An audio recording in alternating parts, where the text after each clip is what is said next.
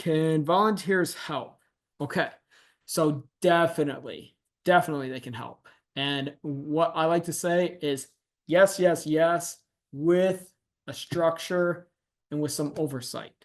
So I built at one church, I took over the facility maintenance, and I took a volunteer team that had 3 people, and I built it to 25 in less than a year.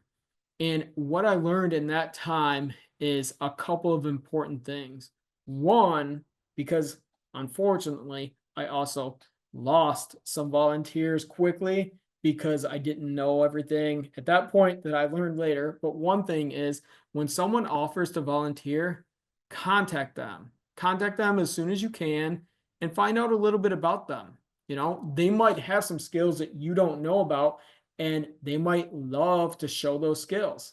Maybe they're going through a hard time in life and they actually are looking for fellowship. So you want to make sure that you put them in an area where they're serving around other people. Maybe there's someone, hey, they just need to get away from it all and they want to give back and just chill a little bit. Maybe they want to work by themselves. So you got to know your volunteers. That's the first thing. The second thing is making sure your volunteers are appreciated. So important. From leadership down, I would always go to the pastor and the other leaders, like, oh, so and so volunteer group is doing such a great job. Please let them know when you see them, that you notice that.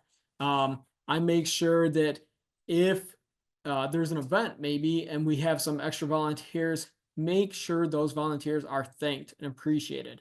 Make sure if you've got regular volunteers for your maintenance that they're recognized and appreciated. Very, very rarely can a church run properly without volunteers. Those volunteers help us get everything done that we need to get done and keep our buildings going. So you want to make sure that you take the time to thank them. And then the last thing is make sure you have an organized plan. So if not only did I have my regular volunteers and what I would do, like I said, I got to know them. So I knew what they were looking for. I knew their skills. I made sure they were appreciated.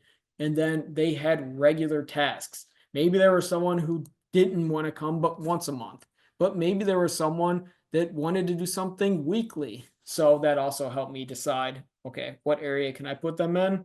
And what area can I serve alongside them in? I'd like to try and serve along the volunteers once in a while at least, so I get to know them a little bit better. But anyway, so I put them in a place to succeed. Someone that doesn't care about plants at all, you might not want to put in charge of watering the plants. And someone that doesn't care about replacing light bulbs or is very scared of ladders, you might not want to put in charge of replacing the light bulbs throughout the church. So you want to put those volunteers in a place to succeed. It makes them feel valued. It makes them want to come back. So build out your volunteer tasks and the frequency of when those tasks have to be done, and make sure that you follow that. So when a volunteer shows up, they know what's expected of them, what needs to be done, and when they'll be finished. So that makes them want to come back and contribute. So I also would have, which this is important, your volunteers are busy, so you don't want to overdo this, but I would do quarterly meetings with my volunteers. And that was just, hey, if they wanted to come, great, have pizza and talk about the next quarter, what we were gonna focus on, if we had any projects coming up, or if it was just status quo, we were going to keep going through everything. I would check on everyone, stuff like that. But it was a chance to get everyone together to let them see that there were a lot of other volunteers. So I know that was a kind of a long answer, but I'm really passionate about you building up a volunteer team, because you cannot do it alone.